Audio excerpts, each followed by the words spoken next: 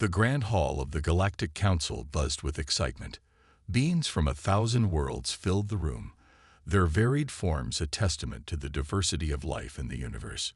Today was special. Today, the newcomers would present their first space fleet. Humans had only recently joined the galactic community. They were young, eager, and by most standards, primitive. The older races watched with a mix of curiosity and amusement as the human representatives took the stage. Admiral Sarah Chen stood tall, her crisp uniform a stark contrast to the colorful and often bizarre outfits of the alien diplomats. Beside her, Captain Raj Patel fidgeted nervously, his eyes darting around the room. Honored members of the Galactic Council. Sarah began, her voice steady and clear. Earth is proud to present its first interstellar fleet. A hologram flickered to life behind them. It showed a handful of ships, sleek and silver against the backdrop of space. There was a moment of silence, then laughter. It started as a few chuckles, then grew into a roar that echoed through the hall. The Zordlaxian ambassador, a towering being with blue crystalline skin, pointed a long finger at the hologram. "You call that a fleet?" he boomed, his voice tinged with mirth. "We have pleasure yachts bigger than your largest vessel." More laughter followed. Sarah's jaw tightened, but she kept her composure. The Xindi representative, a being that looked like a cross between an octopus and a tree, waved its tentacles dismissively. "How quaint," it gurgled. "The little humans think they can play with the big boys now." Raj felt his face grow hot with embarrassment. He leaned towards Sarah and whispered, "Maybe this wasn't such a good idea." Sarah didn't respond. Her eyes were fixed on the crowd, watching their reactions carefully. From the back of the room, a gravelly voice spoke up. "Let them speak," it said. The laughter died down as the speaker moved forward. It was Ambassador Klorath of the Drangan Empire, one of the oldest and most respected races in the galaxy. Klorath, a being that looked like a cross between a lion and a mountain, fixed Sarah with his 4 eyes. "Human," he rumbled, "explain to us why we should take this fleet seriously." Sarah nodded, a small smile playing at the corners of her mouth. "Thank you, Ambassador. Our fleet may be small, but it's just the beginning. Humanity has always prided itself on doing more with less. Our ships are versatile, adaptable, and crewed by some of the most innovative minds in our history." She gestured to the hologram.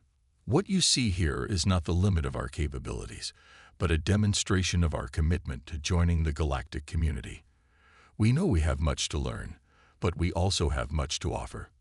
The room was quiet now, the earlier amusement replaced by a mix of skepticism and curiosity. Klorath nodded slowly. "Bold words, human. But words are wind. What can your tiny fleet actually do?" Sarah's smile widened. "I'm glad you asked, Ambassador. Captain Patel, if you would." Raj stepped forward, tapping a few commands into his wrist computer. The hologram changed, showing one of the human ships in more detail. "This is the UES Curiosity," Raj explained, his earlier nervousness gone. "It may look small, but it's packed with technology that we believe will revolutionize space travel." He highlighted different parts of the ship, explaining innovations in propulsion, energy efficiency, and adaptive shielding. As he spoke, the mood in the room began to shift. The dismissive looks were replaced by thoughtful expressions. Sarah took over again. "We may be new to the stars, but humanity has a long history of overcoming challenges. We don't just adapt to our environment. We shape it to our needs. This fleet is just our first step into the cosmic ocean." As she finished, there was a moment of silence. Then, surprisingly, Ambassador Klorath began to laugh. But this wasn't the mocking laughter from before. This was a deep, appreciative rumble. "Well played, humans," he said. "You've piqued my interest. Perhaps there's more to you than meets the eye." The other representatives began to murmur among themselves. The Zordlaxian ambassador looked annoyed, while the Xindi seemed intrigued. As Sarah and Raj left the stage, they could feel the atmosphere in the room had changed. They hadn't won everyone over, but they'd made an impression. "That went better than expected," Raj whispered. Sarah nodded, her eyes scanning the crowd. "It's a start," she said quietly. "But remember, this is just phase 1. The real work is yet to come." As they exited the grand hall, neither of them noticed the shadowy figure watching from a darkened corner. The figure's eyes narrowed, and it slipped away, unseen. The humans had made quite an entrance, and not everyone was pleased about it. The galactic stage was set. Humanity had made its debut, and the universe would never be the same. The celebration on Earth was short-lived. Just days after humanity's debut at the Galactic Council, alarm bells began to ring across the cosmos. Admiral Sarah Chen stood before a wall of screens in Earth's Space Command Center. Each screen showed a different alien news channel, all reporting the same thing. A terrifying force was approaching the Milky Way. "The Ravagers," Sarah muttered, her face grim. She turned to Captain Raj Patel, who was furiously typing on a holographic keyboard. "What do we know about them, Raj?" Raj's fingers flew over the keys. "Not much, Admiral. They're not from our galaxy. Reports say they've conquered 3 other galaxies already. They don't communicate, they don't negotiate. They just consume." Sarah's comm link buzzed. It was a priority message from the Galactic Council. She answered, and a hologram of Ambassador Clorath appeared. "Human." The lion-like alien growled, "The situation is dire. The Ravagers will reach our galaxy in less than a standard solar cycle. We need every fleet we can muster." Sarah nodded. "We'll be there, Ambassador. Earth stands with the galaxy." Clorath's 4 eyes blinked in surprise. "You misunderstand, human. We don't expect you to fight. Your fleet is too small, too weak. We need you to evacuate your people. Find a safe haven in the outer reaches of the galaxy." Sarah's jaw tightened. "With all due respect, Ambassador, that's not going to happen. Humanity doesn't run from a fight." The alien's expression was unreadable. "Very well. It's your funeral." The hologram flickered out. Raj looked at Sarah, worry etched on his face. "Admiral, are you sure about this? Our fleet is tiny compared to the others, and they're saying even the combined might of the galaxy might not be enough." Sarah's eyes gleamed with determination. "Raj, do you remember the stories of Earth's history, of how often humanity faced overwhelming odds and came out on top?" Raj nodded slowly. "The 300 Spartans, the American Revolution, the Battle of Britain." "Exactly," Sarah said. "We've always punched above our weight, and now we have the whole of space to work with. It's time to show the galaxy what humanity can really do." She turned to the command center staff. "Listen up, everyone. I want every ship we have ready for action in 48 hours, and get me a direct line to the President. It's time to unveil Project Phoenix." The next day, the Galactic Council convened an emergency session. Representatives from every spacefaring race crammed into the Grand Hall, fear and desperation palpable in the air. The Zordlaxian ambassador was speaking, his usual arrogance replaced by panic. "And that's why we propose abandoning the Outer Rim. We simply don't have the forces to defend it." Murmurs of agreement and protest filled the room. Sarah and Raj exchanged a glance. It was time. Sarah stood up. "Earth has a proposal." The room fell silent. The Xindi representative gurgled in disbelief. The humans, what could they possibly offer? Sarah activated a hologram in the center of the room. It showed a massive space station, shaped like a phoenix with its wings spread wide. "This is Phoenix Base," Sarah explained. "A mobile fortress capable of coordinating fleet movements across the entire galaxy. It's equipped with advanced sensors that can detect Ravager movements weeks before any other system." The room erupted in chaos. Questions flew from all directions. "How did you build this? Why didn't you tell us before? Is this some kind of joke?" Ambassador Clorath's voice boomed over the din. Silence. He turned to Sarah, his eyes narrowed. Explain, human. How does a primitive race like yours create such technology? Sarah smiled. We're full of surprises, Ambassador. Earth has been preparing for a threat like this since we first looked up at the stars. We may be new to the galactic stage, but we've been innovating, planning, and building in secret for centuries. She gestured to the hologram. Phoenix Base is just the beginning. We have ships, weapons, and strategies that we believe can turn the tide against the Ravagers. But we can't do it alone. We need the combined strength and knowledge of every race in this room. The hall was silent for a moment. Then, slowly, heads began to nod. Hope, faint but growing, began to spread through the assembly. Ambassador Clorath stood up. Very well, human. You have our attention. What's your plan? Sarah's eyes gleamed. I'm glad you asked, Ambassador. Let's talk about Operation Firewall. As Sarah began to outline humanity's audacious plan to save the galaxy, the other races listened in growing awe. The laughingstock of yesterday was quickly becoming the last, best hope for tomorrow. The battle for the galaxy was about to begin, and humanity was ready to show its true colors. The Grand Hall of the Galactic Council was buzzing with activity. Alien representatives from across the Milky Way had gathered to witness something unprecedented. The full unveiling of Earth's true fleet. Admiral Sarah Chen stood at the center of the room, her posture straight and confident. Captain Raj Patel was at her side, managing a complex holographic display. The air was thick with tension and anticipation. Honored members of the council, Sarah began, her voice clear and strong. You've seen our Phoenix base. Now it's time to show you what else humanity has been working on. She nodded to Raj, who tapped a series of commands into his wrist computer.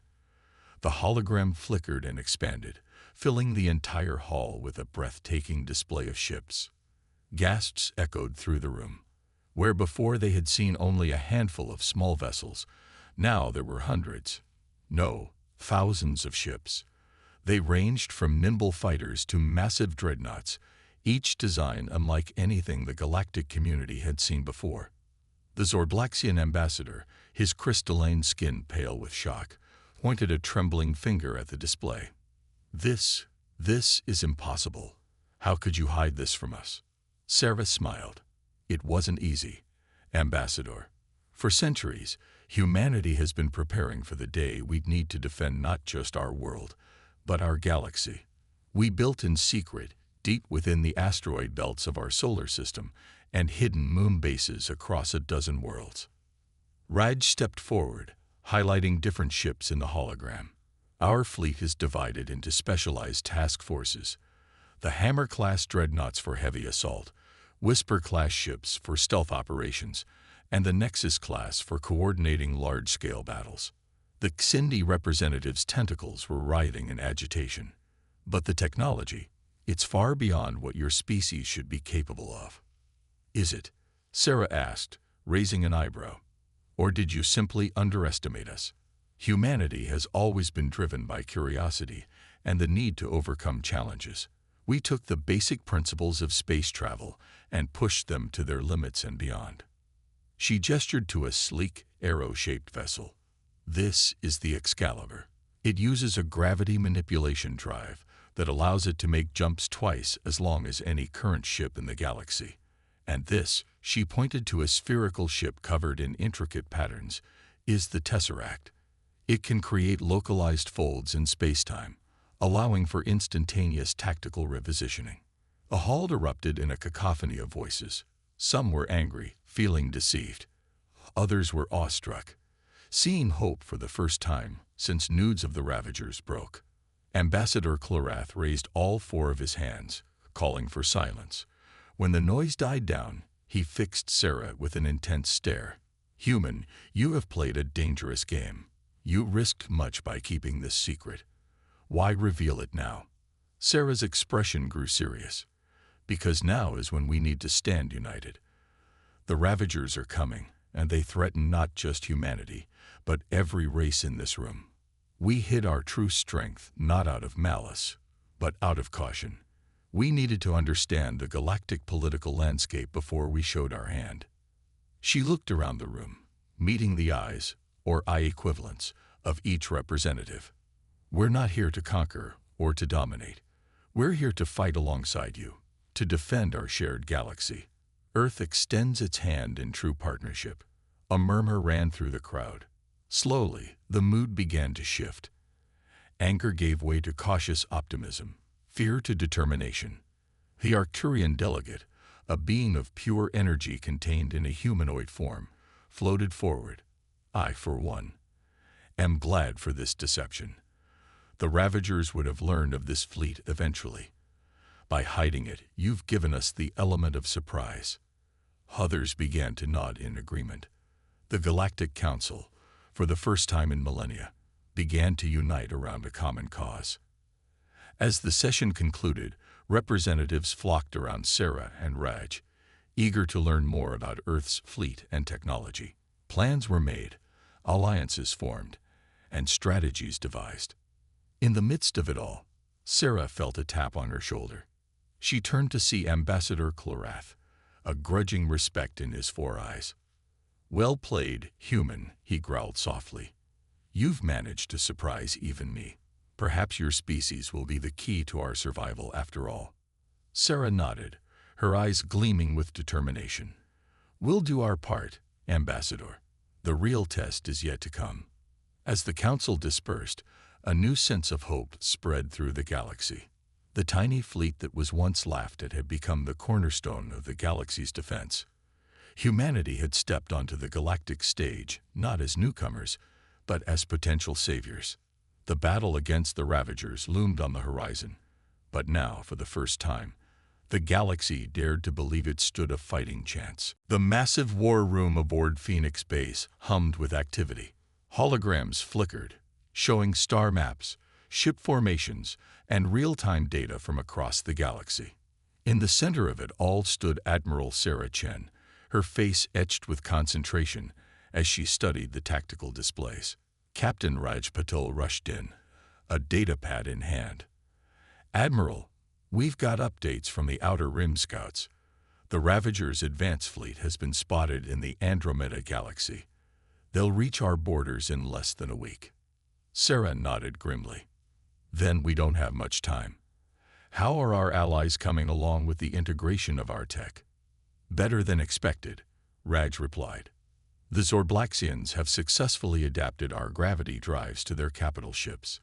The Xindi fleet is now equipped with our stealth systems. And the Arcturians, well, you need to see this for yourself." He tapped his data pad, and a new hologram sprang to life.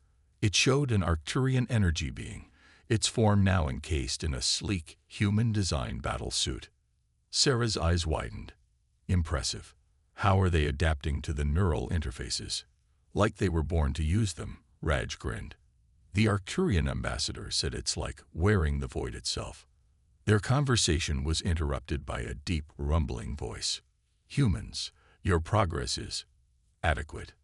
They turned to see Ambassador Clorath entering the war room, flanked by his advisors. The massive lion-like alien's four eyes scanned the room, taking in every detail. Sarah straightened. "Ambassador, I trust the Dringian Empire is ready for their role in our defense strategy." Clorath nodded. "Our berserker squadrons are in position, cloaked and waiting. But I must express my concerns about your unconventional tactics." "Unconventional is what the Ravagers won't expect," Sarah replied firmly. "Our simulations show that traditional warfare won't be enough. We need to think outside the box." She gestured to a holographic display of a strange, spiral-shaped device. "This is the Mobius Array. When activated, it will create a temporal loop around a designated area of space. Any Ravager ships caught in it will be trapped, reliving the same moments over and over." Clorath's advisors murmured among themselves, a mix of awe and skepticism in their voices. The ambassador himself remained impassive. "And you're certain this won't affect our own ships?" Raj stepped in. We've developed a quantum entanglement shield that will protect our allied fleets from the time distortion. It's been tested extensively. In simulations, Clorath growled. Not in actual combat. Sarah met his gaze steadily. Sometimes, Ambassador, you have to take a leap of faith. Humanity has always pushed the boundaries of what's possible. It's how we've survived this long. The war room fell silent, all eyes on the human admiral and the Drengian ambassador. After a long moment, Clorath's face split into what might have been a smile, revealing rows of sharp teeth. Very well, human. We will follow your lead. But know this, if your plans fail, the Ravagers will be the least of your concerns. As the ambassador left, Raj let out a breath he didn't realize he'd been holding. That went better than expected. Sarah allowed herself a small smile. It's a start. Now, let's get back to work. We need to finalize the placement of our quantum relay beacons. Over the next few days, the combined fleets of the galaxy mobilized on a scale never before seen. Earth's advanced technology was integrated into ships of all shapes and sizes. Training simulations ran day and night, as species that had once been bitter enemies learned to fight side by side. In a quiet moment, Sarah stood alone on the observation deck of Phoenix Base, gazing out at the vast array of ships gathered around the station. Fighters zipped between capital ships in complex maneuvers. Massive dreadnoughts glided silently through space, their weapons primed and ready. Raj joined her, handing her a steaming cup of coffee. "Penny for your thoughts, Admiral." Sarah took a sip before answering. "I was just thinking about how far we've come. A few weeks ago, they were laughing at our tiny fleet. Now we're leading the defense of the entire galaxy." Raj nodded. "It's a big responsibility. Do you think we're ready?" Sarah's grip tightened on her cup. "We have to be. The fate of not just humanity, but every sentient species in the Milky Way rests on what happens in the next few days." As if on cue, alarms began to blare throughout the station. A voice came over the intercom. "Alert. Multiple Ravager ships detected entering the galaxy. All personnel to battle stations." Sarah and Raj shared a look. The moment they had prepared for was finally here. "Well," Sarah said, squaring her shoulders, "let's show them what humanity's tiny fleet can really do." Together, they strode purposefully towards the war room. The battle for the galaxy was about to begin. The vast emptiness of space suddenly came alive with flashes of light and bursts of energy. The Ravagers had arrived, and the united fleet of the Milky Way was there to meet them. Admiral Sarah Chen stood at the command center of Phoenix Base, her eyes darting between holographic displays. Captain Raj Patel was at her side, relaying orders to different sections of the fleet. Zorblaxian cruisers, hold position at Sector 7. Cindy stealth squadrons, commence Operation Shadow Dance. Raj's voice was firm and clear, despite the chaos unfolding around them. The first wave of Ravager ships emerged from hyperspace, massive black vessels that seemed to absorb light rather than reflect it. Their shapes were alien and unsettling, all sharp angles and writhing tentacles. "By the stars," whispered an Arcturian officer, its energy form flickering with fear. Sarah's voice cut through the tension. "Stay focused, everyone. Remember your training. Humanity has faced impossible odds before, and we're not alone this time." She nodded to Raj. "Captain, initiate the Mobius array." Raj's fingers flew over the controls. In the space between the two fleets, a strange, spiral-shaped device flickered into existence. It began to spin faster and faster, until it was a blur of light and energy. The lead Ravager ships, unaware of the trap, plowed straight into the affected area. To the amazement of the united fleet, the enemy vessels seemed to stutter, then freeze, caught in an endless loop of time. A cheer went up from the assembled aliens. Ambassador Clorath, watching from his command ship, growled in grudging approval. "Impressive, humans, but they won't fall for the same trick twice." As if to prove his point, the remaining Ravager ships adjusted their course, splitting into smaller groups to flank the United Fleet. Sarah's eyes narrowed. Just as we predicted, Raj signaled the Dringin berserkers. It's time for Phase 2. From the shadows of a nearby asteroid field, a swarm of small, agile ships emerged. The Dringin berserkers, hidden until now, charged straight at the approaching Ravager flanks. The space around Phoenix Base erupted into chaos. Energy beams crisscrossed the void, missiles left trails of light, and ships danced in deadly bullets of destruction. In the heart of the battle, an Earth dreadnought, the EFS Excalibur, faced off against a Ravager flagship. The human ship, despite being dwarfed by its opponent, moved with incredible agility, its gravity drive allowing it to perform maneuvers that defied conventional physics. Excalibur, this is Admiral Chen. Sarah's voice crackled over the comm. Execute the Lazarus maneuver. The captain of the Excalibur, a veteran named Helena Cruz, grinned. With pleasure, Admiral. The Earth ship suddenly accelerated, heading straight for the Ravager vessel. At the last second, it activated its spacefold drive, disappearing in a flash of light. Before the enemy could react, the Excalibur reappeared behind them, unleashing a barrage of quantum torpedoes at point-blank range. The Ravager flagship shuddered, great rents appearing in its hull. But it wasn't defeated yet. It turned, bringing its main weapon to bear on the Excalibur. Excalibur, get out of there, Raj shouted. But before the Ravager could fire, a squadron of Arcturian battlesuits swarmed the damaged sections of the enemy ship. The energy beings, now encased in human-designed armor, phased through the hull, attacking the Ravagers from the inside. Within minutes, the massive ship went dark, drifting lifelessly in space. Back on Phoenix Base, a moment of stunned silence was followed by an eruption of cheers and alien equivalents of applause. They had won the first battle. Sarah allowed herself a small smile before refocusing on the tactical display. Good work, everyone. But this is just the beginning. The main Ravager fleet is still on its way. Raj nodded, his face a mix of excitement and concern. At least now we know our strategies work. The combined fleet performed better than we could have hoped. Indeed, rumbled Ambassador Clorath's voice as his hologram appeared in the command center. It seems we were wise to trust in human ingenuity. Perhaps your species isn't as primitive as we first thought. Sarah met the ambassador's four-eyed gaze. Thank you, Ambassador. But we couldn't have done this without the bravery and skill of every race in this fleet. This victory belongs to all of us. As the United Fleet regrouped and prepared for the next wave, a new sense of confidence spread through the ranks. The Ravagers were not invincible. They could be fought. They could be beaten. And humanity, once mocked for its tiny fleet, now stood at the forefront of the galaxy's defense. The real test was yet to come, but for the first time since the Ravagers appeared, hope burned bright in the hearts of every being in the Milky Way.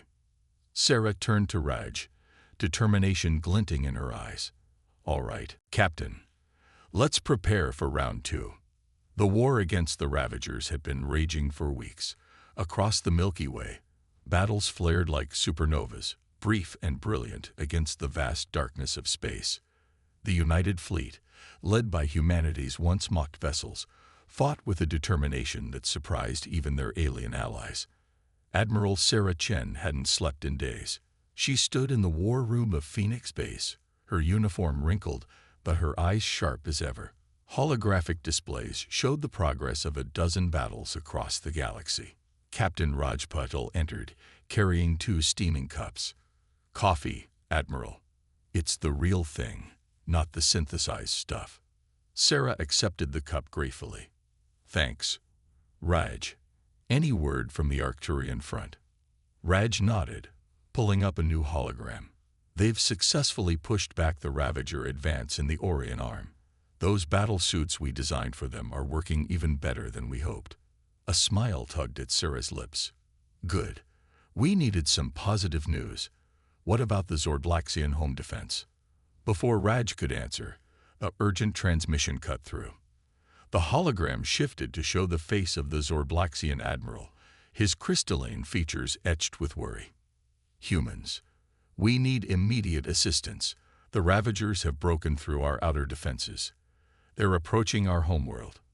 Sarah's mind raced through options. Hold tight, Admiral. Help is on the way. She turned to Raj. Get the Whisper Squadron ready for immediate deployment. And contact the Drengen. We'll need their berserkers too. As Raj rushed to relay the orders, Sarah opened a channel to Earth's newest and most secret weapon. Tesseract Actual. This is Phoenix Base. Operation Cosmic Fold is a go. I repeat, Cosmic Fold is a go. Across the galaxy, hidden in the shadow of a gas giant, a ship unlike any other powered up its systems. The Tesseract, Earth's ultimate achievement in space-time manipulation, prepared for its first real combat mission. On the bridge of the Tesseract, Captain Aisha Kazmi took a deep breath. All right, crew. You've trained for this. Let's show the galaxy what humanity can really do. The ship vanished in a flash of light, the space around it twisting in impossible ways. Back at the Zorblaxian homeworld, the situation was dire. Ravager ships filled the sky, their weapons raining destruction on the crystalline cities below. The Zorblaxian fleet fought bravely, but they were outnumbered and outgunned. Suddenly, space itself seemed to ripple. The Tesseract appeared in the heart of the Ravager fleet, its arrival creating a shockwave that sent enemy ships tumbling. Captain Kazmi's voice crackled over the comms. Zorblaxian Command, this is the EFS Tesseract. We're here to even the odds. The ship's main weapon powered up, creating a localized space-time distortion. Ravager ships caught in its effect began to age rapidly, their hulls corroding and systems failing in a matter of seconds. As the Ravagers reeled from this unexpected attack, the Whisper Squadron decloaked behind them, launching a barrage of quantum torpedoes. From the other flank, Drengen berserkers charged in, their reckless bravery catching the enemy off guard. The tide of battle shifted dramatically. The United Fleet pressed their advantage, pushing the Ravagers back from the Zorblaxian homeworld. On Phoenix Base, Sarah and Raj watched the battle unfold with growing excitement. It's working, Raj said, his voice filled with awe. The Tesseract is actually working. Sarah nodded, allowing herself a moment of pride.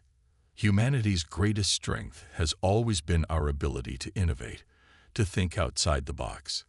The Ravagers might have superior numbers, but we have imagination on our side. As news of the victory spread, a new wave of hope surged through the galaxy. Species that had been on the brink of surrender found renewed courage. The Ravagers, for the first time, seemed uncertain. In the aftermath of the battle, Admiral Chen received a transmission from the Galactic Council. The Zorblaxian representative, his crystal form glowing with gratitude, addressed the assembled races. Today, we witnessed the true power of unity, and we owe a special debt to the humans, the very race we once mocked for their tiny fleet. Their courage, their ingenuity, and their unwavering spirit have turned the tide of this war. Cheers erupted from countless worlds.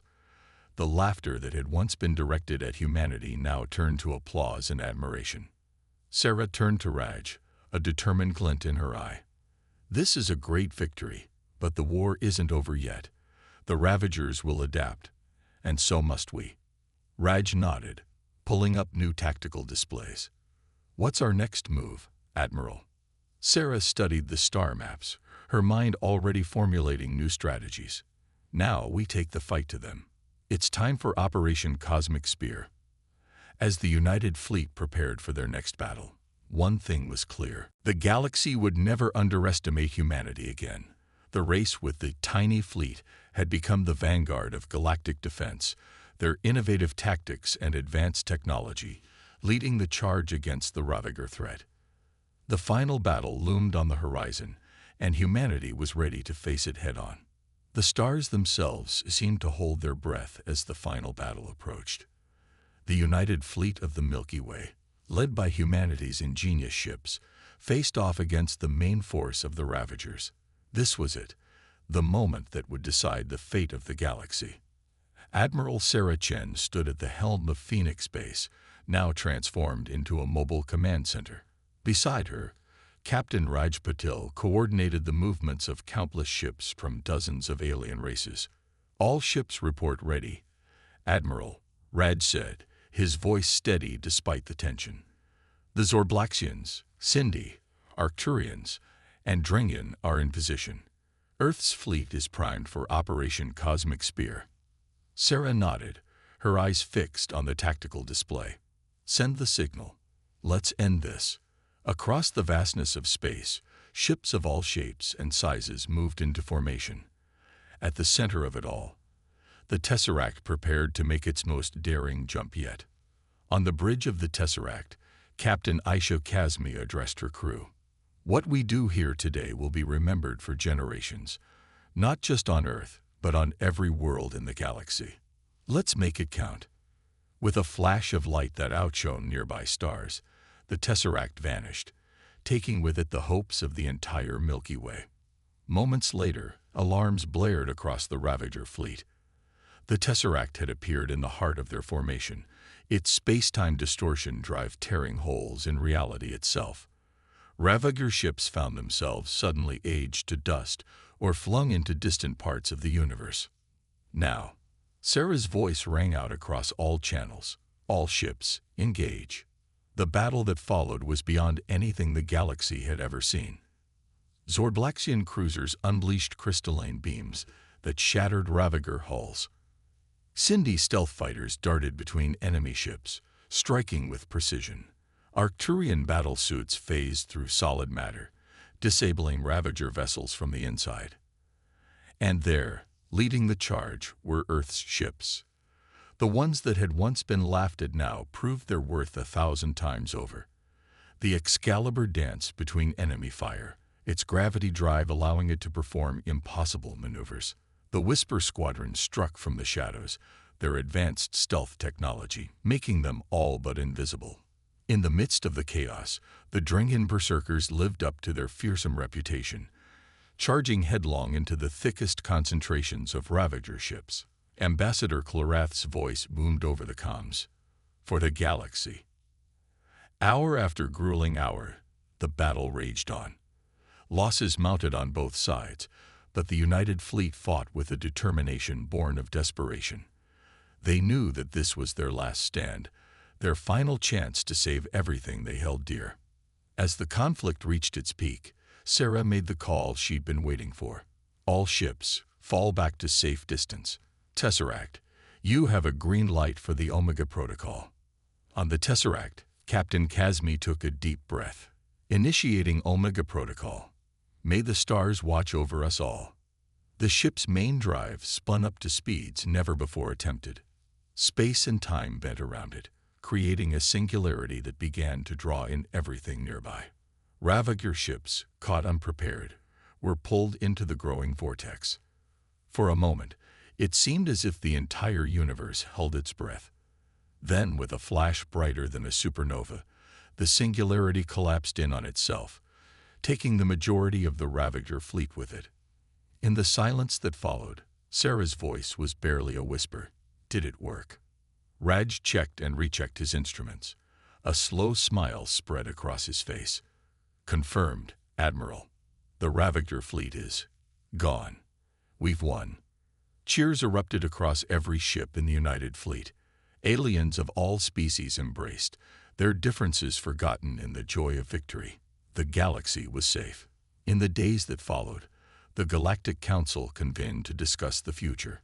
The old power structures had been shattered by the war, and a new order was emerging. To the surprise of many, the Council voted unanimously to offer humanity a leading role in galactic affairs. The species that had once been dismissed as primitive was now recognized as the saviors of the Milky Way. Admiral Chen, speaking on behalf of Earth, addressed the assembled representatives. "We are honored by your trust. Humanity accepts this responsibility not as rulers, but as partners. Let this be the beginning of a new era of cooperation and mutual understanding among all species." As the council chambers filled with applause, Sarah turned to Raj with a smile. Not bad for a tiny fleet, eh? Raj grinned back.